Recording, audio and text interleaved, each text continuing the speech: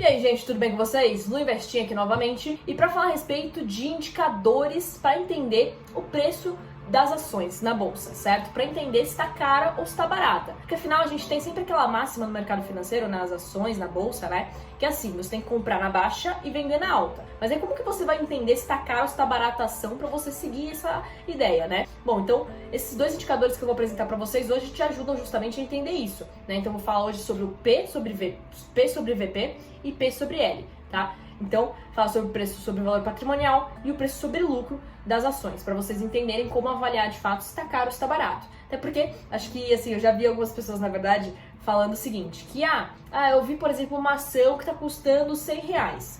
Pô, eu acho que tá cara essa ação, né? R$100 é caro, pô, eu tô com, sei lá, R$500 para investir. Se tá custando R$100, eu posso comprar no máximo 5 ações. Aí a pessoa, usando o próprio bolso, ela interpreta se tá caro ou se tá barato, né? Então, se por outro lado ela encontrasse uma ação que tá custando R$5, ela ia falar assim, não, eu acho que tá barato, porque eu posso comprar, sei lá, várias ações, né? Até 100 ações eu posso comprar com dinheiro aqui, tendo R$500. Então, tem muita gente que eu já vi que, pra entender se tá caro ou se tá barato, a pessoa começa a usar o próprio bolso. É tipo assim, tá caro ou se tá barato pra mim. Mas, na verdade, você precisa entender se no mercado, de forma geral, tá caro ou está barato, entendeu? Porque a questão de valor, você não pode utilizar ela baseada no seu próprio bolso, no dinheiro que você tem para investir, entendeu? Tem que ser na base do que é mais justo, digamos assim, que é mais correto, tá? Então por isso que eu vou mostrar esses indicadores. Começando pelo PL, tá? O PL é o seguinte, é o preço sobre lucro. Então a gente pega o preço da companhia, divide pelo número de ações, pega o lucro dela, estimado para os próximos 12 meses, então não é o lucro passado, tem que ser o lucro projetado para o futuro, tá? Para os próximos 12 meses. E divide também pelo número de ações, tá? Então vamos supor que eu, Luísa, eu tenho uma empresa que está sendo negociada na bolsa e o preço dividido pelas ações, ele é 10. R$10 é o preço por ação da minha empresa negociada na bolsa. E o lucro dela é o seguinte, R$5 dividido, R$5 por ação, tá? Vamos supor que esse é o meu lucro. Tá? O que acontece? Quando a gente pega, então, esse preço, que é 10, e divide pelo lucro de 5 por ação, a gente vai chegar num PL de 2. Mas o que significa esse valor de PL? Tá? Como é que a gente faz para interpretar? Basicamente, esse valor de PL significa quantas vezes você está pagando pelo lucro dessa empresa.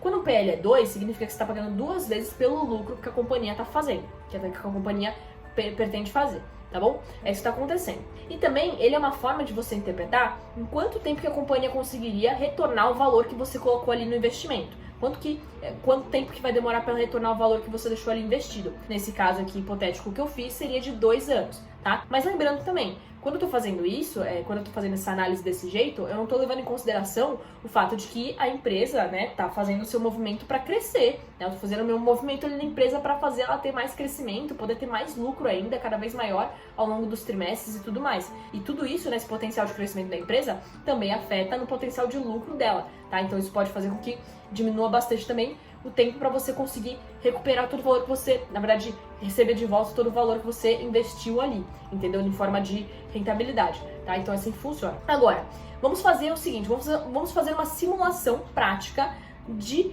utilização do PL, tá bom? Então vamos utilizar o PL na prática para entender aqui entre as ações qual que estaria mais cara ou mais barata. Tá? Porque é importante entender o seguinte, você não tem um valor determinado de PL que vai te dizer, poxa, se o PL tá maior do que 15 é caro, se tá menor do que 15 é barato. Você não pode fazer isso, você tem que olhar o quê?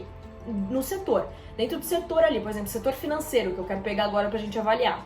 Qual que tá mais cara, qual que tá mais barata? É isso que eu vou avaliar com vocês agora, tá? Então o que acontece? Estou aqui com uma página do Infomoney aberta no meu tablet pra gente ver esse dado do PL das empresas do setor financeiro. No caso eu peguei 4 bancões, tá?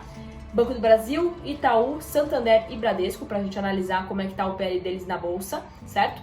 Então, a gente vai fazer isso aqui, eu vou pedir pro nosso querido editor, o Semedo, colocar as imagens na tela para vocês verem, né, o valor do PL bonitinho e como que você encontra isso no Infomoney, inclusive. E aí, vamos lá. Primeiramente, a gente tem o Banco do Brasil com um PL de 4,82, que significa que quando você está comprando as ações do Banco do Brasil, você está pagando 4,82 vezes o lucro do banco, tá? Agora, olhando para Itaú, como é que tá o PL de Itaú? Quando você olha para ele, você vê que está em 10,2, ou seja, está bem maior já do que no Banco do Brasil, certo?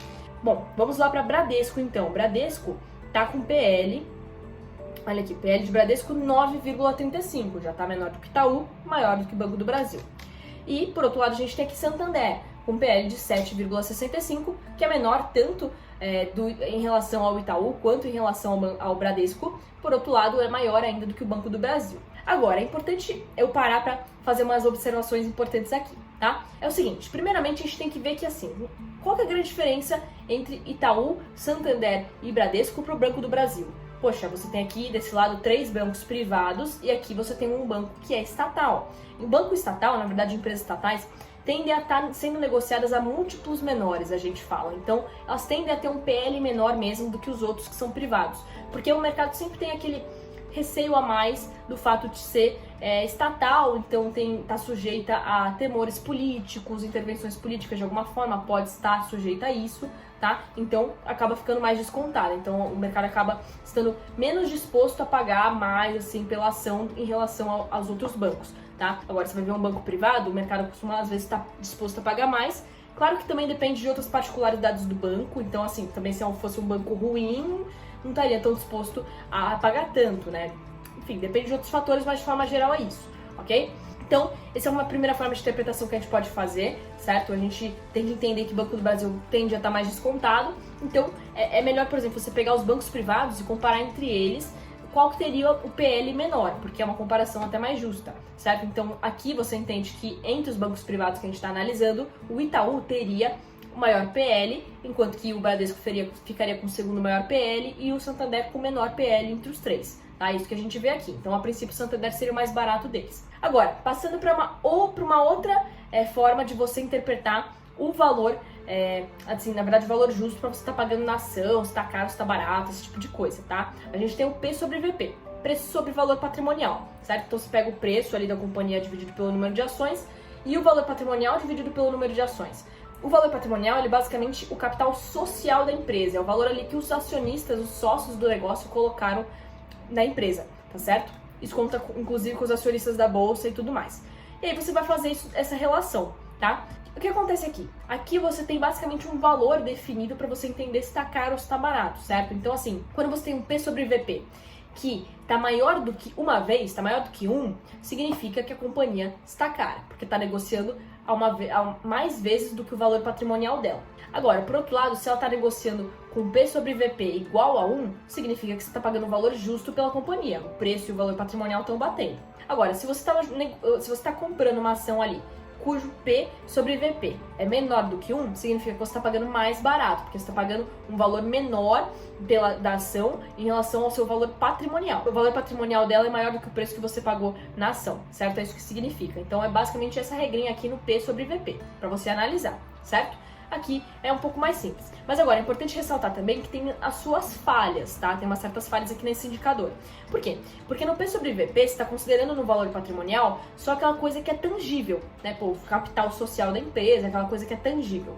Você não está considerando, por exemplo, coisas intangíveis, como a marca, né? A marca eu acho que é o ponto mais emblemático. Porque, por exemplo, vamos supor que você tem ali a Apple, né? A Apple, poxa, para você ver o valor patrimonial dela, não adianta você só ver os bens físicos, né? Você precisa analisar também a marca Apple, porque, poxa, aquela marca tem um baita de um valor, certo? Até difícil você estipular porque é uma coisa muito subjetiva, assim, é meio, né? É meio complicado mesmo você colocar, de fato, numa conta o valor da marca Apple, né? Mas fato é que existe. Então, assim, tem que tomar cuidado porque só olhar esse indicador, por exemplo, não é suficiente, né? São indicadores, tanto o PL quanto o P sobre VP, são indicadores que ajudam, mas eles não são suficientes para você fazer a análise da empresa e decidir comprar ou vender, tá? Então, eles são indicadores iniciais para você olhar.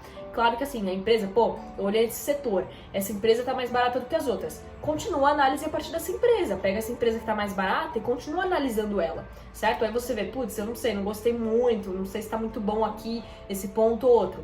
Olha, compara de novo com as outras empresas. Então você sempre tem que ir fazendo comparações. Pega o setor que você está querendo analisar, tipo o setor financeiro, e vai comparando. Ah, aqui no PL, essa ação, que é por exemplo do Itaú, tá mais cara do que a do Bradesco. Mas aí você vai vendo às vezes outros indicadores e vai vendo que no Itaú ele acaba ganhando do Bradesco. Então você tem que ir fazendo sempre as comparações, tá, gente? É importante ressaltar isso. Agora, tem que tomar cuidado também com a forma como você compara. Porque vamos supor que você pegou lá o Itaú e quis comparar com o Banco Inter. Você tem que entender que tem uma discrepância bem grande, apesar desses serem bancos, dessas empresas serem bancos e estarem no setor financeiro, tá? Apesar de terem assim, do mesmo nicho, digamos assim, no mercado, você vê que são empresas com ideias diferentes, filosofias diferentes. Você tem o Itaú, por um lado, sendo um bancão, que dá aquele super lucro e tudo mais, que já tem uma base de clientes muito grande, aquela história toda. Enquanto que no Banco Inter, você tem um banco aqui que é mais jovem, mas que tem um potencial de crescimento muito grande e que está focado muito no crescimento da base de clientes, expandir seus negócios e trazer cada vez mais possibilidades, recursos dentro da sua plataforma. Então, tem muitas coisas assim que vão fazendo com que ele tenha que investir muito dentro dele e que acabe ficando com um lucro bem mais reduzido, assim, principalmente em relação ao Itaú, claro, que já tem muito mais anos de história.